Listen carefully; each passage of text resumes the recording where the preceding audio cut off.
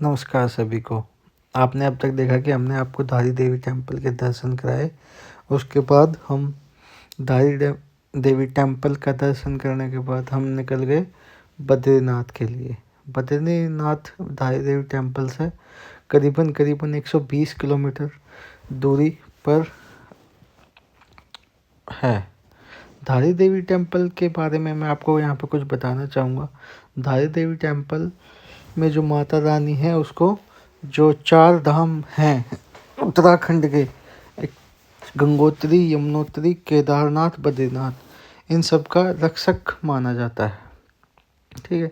2013 में जो प्रलय आई थी वो भी बताते हैं कि भाई धारी देवी का टेम्पल था, उसको हटाने की बात चल रही थी, उसको हटा भी दिया था क्योंकि वहाँ पे कोई हाइड्रो पावर प्लांट लगने वाला था। जैसे ही उसको हटाने की कोशिश की, सुबह हटाने की कोशिश की, शाम को वो प्रलय आ गई थी, तो दोबारा से उसको उसकी वास्तविक जगह पे रखा गया। ये तो था धारी देवी टेम्पल का इतिहास। इसके बाद हम अपने सफ़र के लिए आगे निकल गए। हमें पहुंचना था बद्रीनाथ। बद्रीनाथ जाने के लिए हमें जोशीमठ से होके जाना होता है। जोशीमठ के बारे में भी आपने सुना होगा। पिछले दिनों जोशीमठ में भी ज़मीन नीचे धंस रही थी क्योंकि वहाँ पे भी हाइड्रो पावर प्लांट के जो प्रोजेक्ट हैं उनके कारण सुरंगें बनाई जाती हैं, जिसकी वजह से पानी वगैरह कहीं से आ जाता है, तो वो वहाँ पे जिसके कारण ज़मीनें धंस रही थी। आपने ये सारी चीज़ें न्यूज़ में पढ़ी होंगी। फिर हम पहुँच गए थे ज्योतिर्मठ।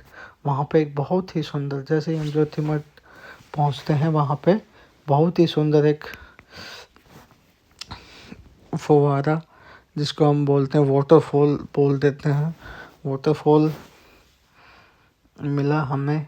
जैसे ही ज्योतिर्मठ पहुँचे वहाँ पे हमने काफ़ी पिक कराई। ये आप देख रहे होगे ज्योतिर्मठ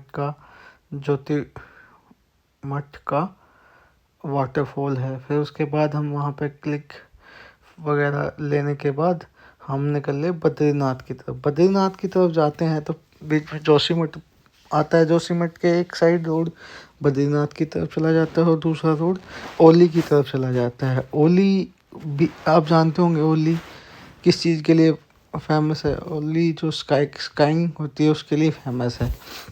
फिर हम जोशीमठ से बद्रीनाथ की तरफ निकल लिए। ये देखिए कितने बढ़िया रास्ते हैं। धीरे धीरे यहाँ से होते हुए हमारा बद्रीनाथ केवल 10-12 किलोमीटर ही रह गया था। लेकिन जो रास्ते थे ना बद्रीनाथ के, पहाड़ों के बीच में सुंदर रोड, बहुत बढ़िया रोड बनाई हुई थी। जोशीमठ से बद्रीनाथ का रास्ता बिल्कुल ही प्लेन सा है, मतलब बहुत ही अच्छा रास्ता है। जब हम बद्रीनाथ जाते हैं तो उससे पहले एक हनुमान चट्टी पड़ती है जिसमें हनुमान जी विराजमान करते हैं।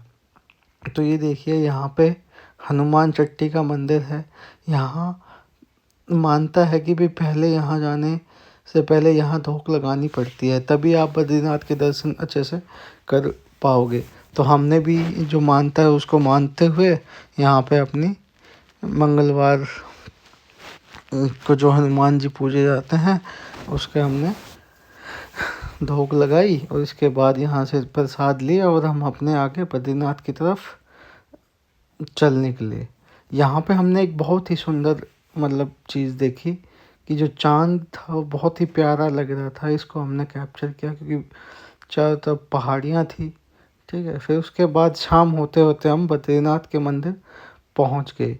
बद्रीनाथ के मंदिर को बहुत ही सुंदर फूलों से सजाया हुआ था क्योंकि हम जिस दिन गए थे, यानी हम गए थे 23 तारीख को गए थे, 24 को हम बीच में रुके और 25 तारीख को कपाट बंद होने वाले थे। तो हम अब मतलब कपाट बंद होने से पहले यानी 24 की रात को वहाँ पहुँचे थे और बहुत ही सुंदर बद्रीनाथ का मंदिर लग रहा था क्योंकि कल कपाट बंद होने वाले थे, तो इसलिए फूलों से बहुत ही सुंदर उसको सजाया हुआ था।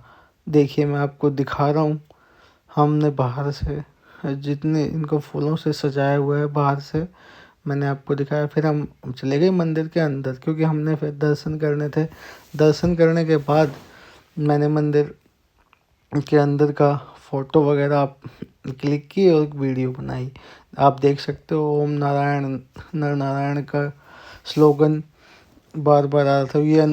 ये सब जो मैं आपको दिखा रहा हूँ ये मंदिर के अंदर का दृश्य है। फिर मंदिर का आरती होने के बाद आरती आई, हमने भी आरती ली और हमारे ग्रुप मेंबर ने भी जो हमारे साथ गए हुए थे उन्होंने अपनी आरती ली। उसके बाद फिर मैंने मंदिर का एक बार फिर से चक्कर लगाकर आपको दिखाने के लिए ये वीडियो ली। फिर हम बाहर चले गए, बाहर जाके हमने फिर से मतलब बहुत ही अच्छा दृश्य था। मतलब लाइटें कभी ग्रीन, कभी ब्लू, कभी येलो, ये बहुत सारे फूल आए हुए थे क्योंकि कल कपाट होने वाले बंद थे, तो बहुत सारे फूल आए हुए थे बद्रीनाथ को सजाने के लिए। तो देखिए कितना ही प्यारा दृश्य है बद्रीनाथ का।